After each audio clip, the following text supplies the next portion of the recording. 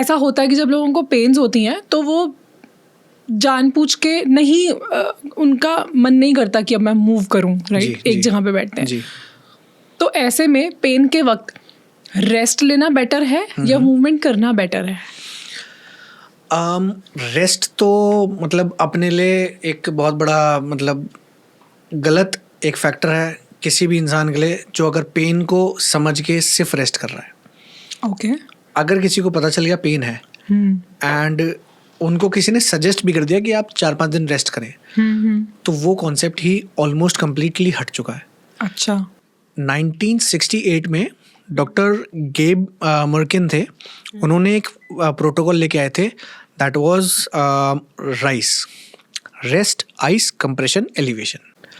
कि अगर कोई इंजरी हुई है, कुछ प्रॉब्लम आई है, तो आप रेस्ट करें, आप उस पर आइस पैक लगाएं. ओके. आप उसको थोड़ा सा कंप्रेशन देके रखें उस एरिया को. ओके. चाहे वो कंप्रेशन क्रैप बैंडेज में हो, चाहे वो कंप्रेशन गियर्स हो, आपके कंप्रेसिव गियर्स आते हैं, और लास्ट में एलिवेट करके रखें थोड़ा सा.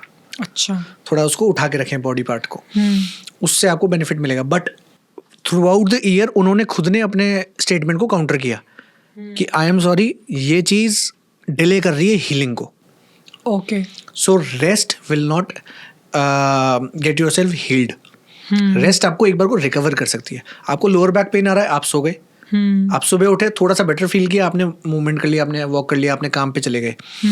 रेस्ट आपको रिकवर जरूर कर सकती है बट हील नहीं कर सकती. हील करेगा आपको लोडिंग.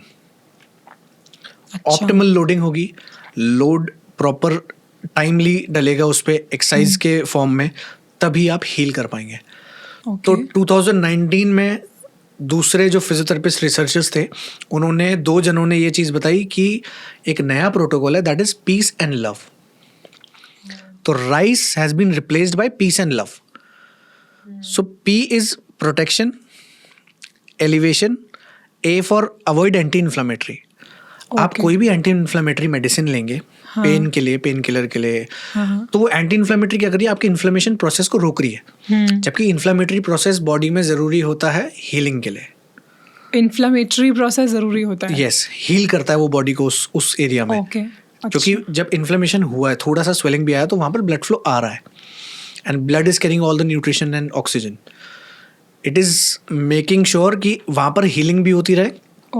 उस एरिया में ब्लड फ्लो प्रॉपर. सो वो इन्फ्लेमेशन आएगा मूव करने से, जेंटल मूवमेंट वैसे भी आ जाएगा. अगर कोई इंजरी हो गई या पेन वहां पर आ गया, तो हल्का सा इन्फ्लेमेटरी कंडीशन आ जाती है, इन्फ्लेमेटरी प्रोसेस स्टार्ट हो जाता है. PEAC is compression. थोड़ा कंप्रेशन आप उसको दे सकते हैं, नो डाउट, बहुत अच्छा बेनिफिट मिलेगा उससे. And last is education. हम पेशेंट को एजुकेट करते हैं कि आपको ऐसे रहना है, आपको ये करना है. मेरे पास इसका मैं एक छोटा सा एग्जांपल दूंगा. पीस तक मैं एक एग्जांपल बताता हूँ कि एक पेशेंट थे, उन्होंने पोस्ट डिलीवरी 3 months उनको बैक पेन आया होगा. कॉल आया मेरे पास कि ऐसे ऐसे, उनके हस्बैंड का कॉल आया कि बैक पेन बहुत से तेज़ आ रहा है. मैं कहा आप प्लीज़ क्लिनिक आ जाइए, मैं देख लूँगा, डोंट वरी. बोले सर वो बेड से भी नहीं उठ पा रहे. मैं कहा ऐसा क्या हुआ था, बात कराइए एक बार. तो बात करने पे पता चला कि कुछ नहीं, बस वो बेबी को नीचे से ऑलमोस्ट ऊपर उठा रहे थे. अच्छा. नॉर्मली बेबी को जस्ट ऊपर उठा रहे थे, उसमें उनको स्पैज़म हो गया. स्पैज़म हुआ, उनको फील हुआ कि बैक एकदम से लोड, एकदम से बहुत ज़्यादा टाइट हो गई.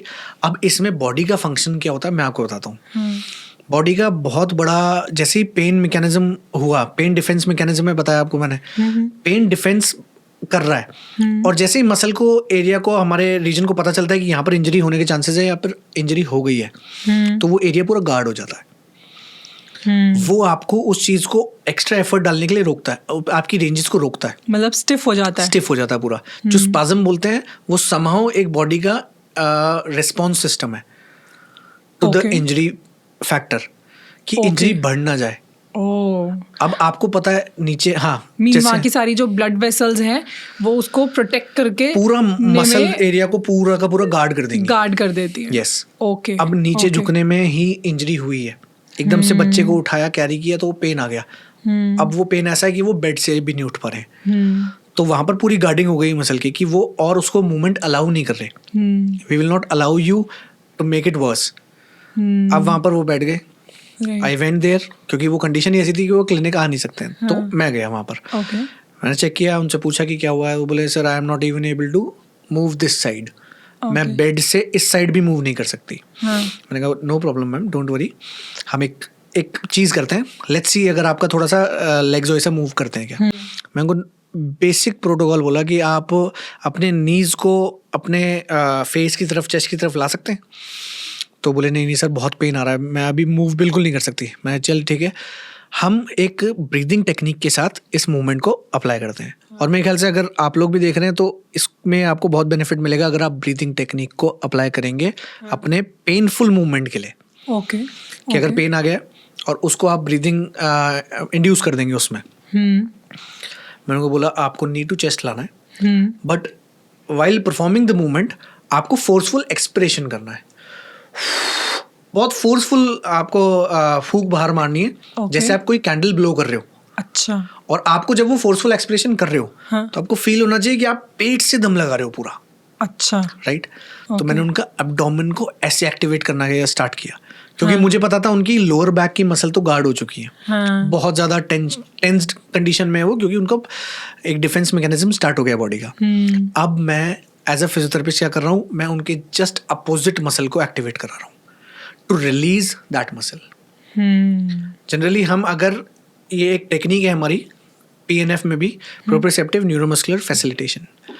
इसमें क्या होता है, हम लोग क्या करते हैं, एक उसका एक सेगमेंट है कि हम अपोजिट ग्रुप ऑफ मसल को एक्टिवेट कराते हैं एक्सरसाइज में, स्ट्रेंथनिंग में, जिससे हम जो एगोनिस्ट है, यानी जो वो ग्रुप ऑफ मसल है जिसमें पेन है और जो इतने गार्ड टाइट हो रखा है, स्पैज़म में आ रखा है, उसको रिलैक्स कर पाए। तो हम एंटागोनिस्ट को एक्टिवेट कराते हैं एगोनिस्ट को रिलीज करने के लिए, ताकि बॉडी का सारा जो फोकस है वो उस पे लोड शिफ्ट हो जाए, मसल पे शिफ्ट हो जाए और वो रिलीज हो जाए और मूवमेंट स्टार्ट हो जाए वहाँ पर। तो मैंने उनको क्या किया, अब इसमें मैंने 2-3 अलग अलग कॉन्सेप्ट्स लगाए। मैं उनको उनके सामने एक फॉर एग्जांपल टिश्यू लेता हूँ मैं, मैंने उनके लिए एक ये पेपर लिया और उनको बोला कि आपको बहुत अच्छे से इसको फोर्सफुल एक्सपिरेशन करना है। मुझे दिखना चाहिए कि ये पूरा उड़ा है अच्छे से। ओके। राइट। तो एक विजुअल फीडबैक जा रहा है उनके पास। अब वो वहाँ फोकस नहीं कर रहे ज़्यादा, मैंने उनको ब्रेन को थोड़ा सा मैनिपुलेट किया है कि आपको इस पे ध्यान देना है। ठीक है। Now let's see if you can do it और नॉट। मैंने उनको थोड़ा असिस्ट किया, उनके पैर को ऐसे हल्का सा नी की तरफ से असिस्ट किया पकड़ के। मैंने कहा जब आप ब्रीद इन करेंगे, यू गेट योरसेल्फ रेडी, और आपको अब ब्रीद आउट करना है, बहुत फोर्सफुल एक्सपिरेशन करना है। अब जब आप उसको फोर्सफुल एक्सपिरेशन करेंगे तो मेक श्योर ये उड़ना चाहिए, मेरे को दिखना चाहिए ये। अब जब वो फोर्सफुल एक्सप्रेशन कर रहे थे, उनका पेट पे प्रेशर पड़ा और मैंने बोला उसी टाइम पे, फोर्सफुल एक्सप्रेशन के टाइम पे आपको मूवमेंट भी करना है। तो जब मैंने असिस्टेड मूवमेंट कराया फोर्सफुल एक्सप्रेशन में, उनका पैर ऑलमोस्ट उनके फेस की तरफ आ गया था विदाउट पेन। तब उस चीज़ को वो भी एक बार को सोचे कि सर मतलब व्हाट हैज़ हैपेंड, ये क्या हुआ एकदम से। तब मैंने उनको बताया कि मैम कुछ नहीं, आपको टेंशन की बात नहीं है, हम आपके अपोजिट ग्रुप ऑफ मसल्स को काम करा रहे हैं जिससे आपकी लोअर बैक रिलैक्स हो जाए। क्योंकि अगर हम जो मसल ऑलरेडी टेंस्ड है, जो लोड ले रखी है अननेसेसरी, उस पर ही हम एक्सरसाइजेज और कराएंगे तो वो चीज़ें वर्स होंगी और हम उसको रिलैक्स करेंगे। आप हॉट पैक लगा सकते हैं वहाँ पर, जिससे वो वहाँ पर थोड़ा ब्लड फ्लो आए, वो हीट अप हो जाए, वार्म हो जाए, तो उससे आपको बेनिफिट और मिलेगा। तो वो उनको बेनिफिट किया और समहाउ 3 दिन बाद वो क्लिनिक पे खुद चल के आए।